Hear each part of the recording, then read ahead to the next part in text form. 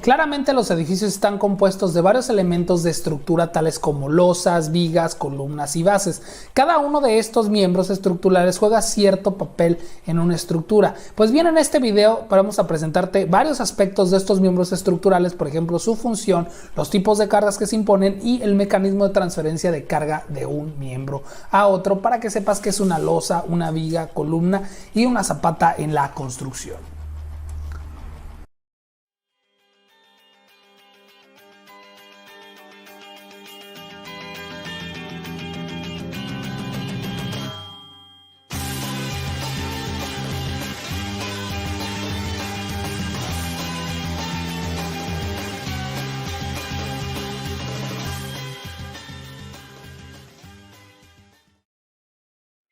Hola, ¿qué tal constructores? ¿Cómo están? Yo soy el arquitecto Jesús Arroyo y esto es Planos Constructivos, donde hablamos de construcción, arquitectura y etcétera, etcétera, etcétera. Y bueno, vamos a hablar de estos elementos que les comentaba en el intro, en donde primero pues vamos a empezar por la losa, que es un elemento estructural importante que se construye para crear superficies por lo general planas y útiles, como lo que son los pisos y techos. Además es un componente estructural horizontal con superficies superiores e inferiores paralelas o cercanas. Para entender más, comúnmente las losas son soportadas por vigas, columnas de concreto o acero, paredes o el suelo, y la profundidad de un piso de una losa de concreto es muy pequeña en comparación con su envergadura. Ahora, los tipos de cargas en una losa, así como tipos de cargas que actúan sobre eso, la carga muerta y todo eso, pues vamos a irlo analizando poco a poco. Y es que el mecanismo de transferencia de cargas en las losas, pues estas fuerzas de transferencia de la losa se producen en las vigas, se producen de una manera o de dos maneras, y el sistema total cuenta y complementa con las dimensiones geométricas de las losas. Y es que las losas pueden ser soportadas solo por columnas, o en este caso pues prácticamente prevalecerá una acción bidireccional si la relación de lado largo o lado corto. Por eso les digo muchas veces que no es importante cuántos metros cuadrados de losa hay, sino cuál es el lado corto y el lado largo. Y se considera una losa de prácticamente de dos vías. Si el lado más largo tiene un lado más corto o mayor que 2, se le considera una losa de una vía. El mecanismo de transferencia de carga de la losa de piso a elementos de soporte para la losa de una vía y la losa de dos vías, se los voy a mostrar. Aquí vemos prácticamente cómo están los muros.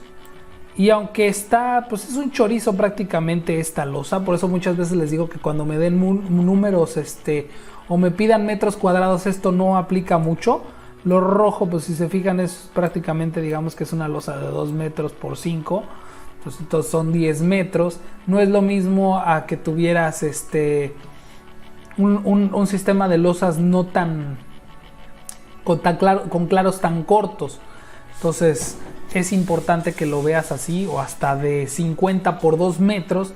No es lo mismo, ¿no? Que tienes una losa de 50 por 2 metros, pues tienes 100 metros, a que si la tienes de 10 por 10. Ahí tendrías que meter vigas mucho más anchas, más grandes, a que si tienes 2 metros por 50 metros, que es muy raro que te vayas a ir a un terreno así, pero se puede dar el caso. O 4 por 25, ¿no?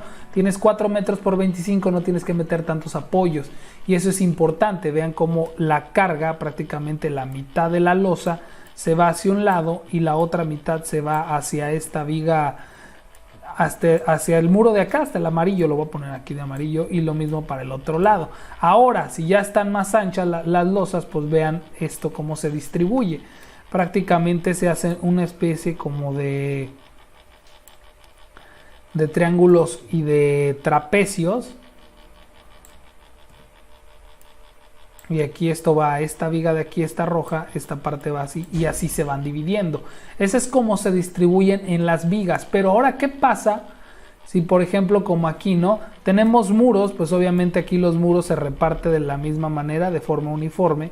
Pero si no hubiera, si fuera un sistema de losa plana, que ya les he dicho en videos de terremotos, que aquí esto pues, prácticamente en México no lo permiten, en muchas partes, porque no es muy bueno, pues esta área tributaria se va, esta le toca a esta amarilla le toca a esta columna, esta verde pues a esta columna, y así sucesivamente. Mientras que también si por ejemplo tenemos columnas y estas tienen vigas, pues así se van repartiendo las cargas.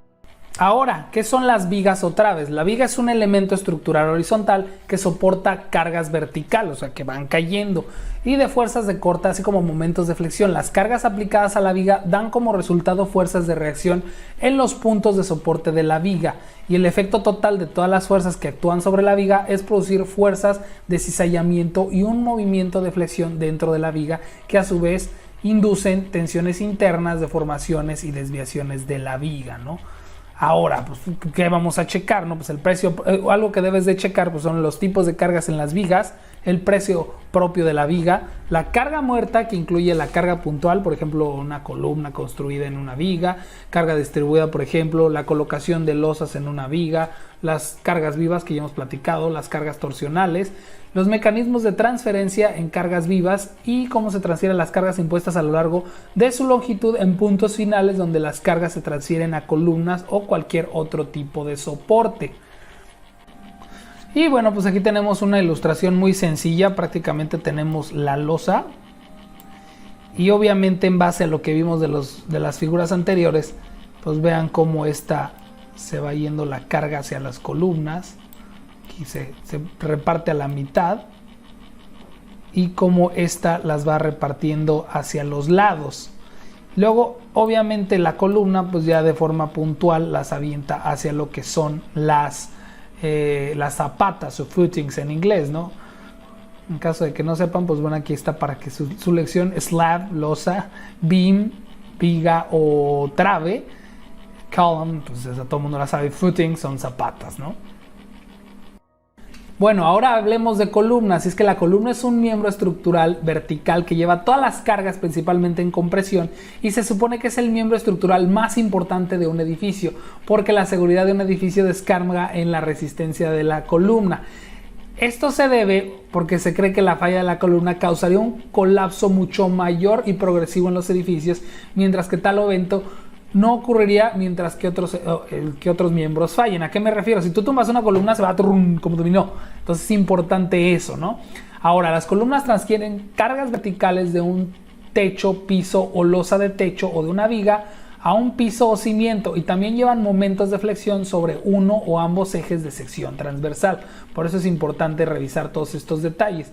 En cuanto a los tipos de cargas en columnas, pues bueno, encontramos que lo que va a estar cargando es el peso propio de la columna, que se multiplica por el número de pisos que existen, el peso propio de las vigas por metro corriente, las cargas de muros por metro corriente, la carga total de la losa, y eso incluye las cargas muertas, las cargas vivas, el peso propio, el mecanismo de transferencia de cargas en columna, pues también, dado que las columnas están soportadas por cimientos, valga la redundancia, la carga reubica todos los componentes a las columnas y luego se transferirá desde la columna a través de sus cuellos adyacentes a la zapata prácticamente de una manera vertical y axial, ¿no? Además, las columnas transfieren cargas laterales a los cimientos también cuando dichas cargas se imponen. Por último, transfieren momentos y cizallas también a la zapata. Ahora, es muy importante aclarar la diferencia entre columnas y castillos y la de traves y vigas con la de cadenas. Lo que son las columnas y vigas o traves van aislados, son elementos aislados que prácticamente trabajan solos, mientras que las cadenas y los castillos van adorazados, son muros, son para reforzar el muro. Entonces es importante que se tenga esta distinción. Una columna siempre va aislada, la trave normalmente va adherida a una losa, pero no tiene muro abajo. Entonces sí, es importante hacer esta distinción, y lo hago porque en muchas de mis obras, en donde han visto videos de mis obras, me comentan que por qué uso Armex, y es por eso, mi ingeniero así las calcula. Y una de las cosas importantes es que los Armex se hicieron para trabajar con cadenas y con castillos, no con columnas ni con traves. Eso es algo muy importante que deben de notar cuando estén haciendo la estructuración de una. Ahora veamos las zapatas, y es que estas son elementos estructurales que transmiten la carga de una superestructura completa al suelo subyacente debajo de la estructura. Las zapatas tienen que estar diseñadas para transmitir estas cargas al suelo sin exceder su capacidad de carga segura del suelo, no de la zapata. Por lo tanto, evitar el asentamiento excesivo de la estructura hasta un límite tolerable para minimizar el asentamiento diferencial y evitar los deslizamientos y vuelcos. A mayor área de la zapata, pues, mucho más segura, pero también es importante la capacidad de carga del suelo. Y bueno, en cuanto a las zapatas, pues existen tipos de cargas en zapatas como son el peso muerto, el peso propio, todos los elementos de la estructura, que son lo que van a estar cargando, las cargas supuestas como acabados, divisiones, trabajos en bloques, servicios, las cargas vivas, las cargas de impacto, etcétera, etcétera.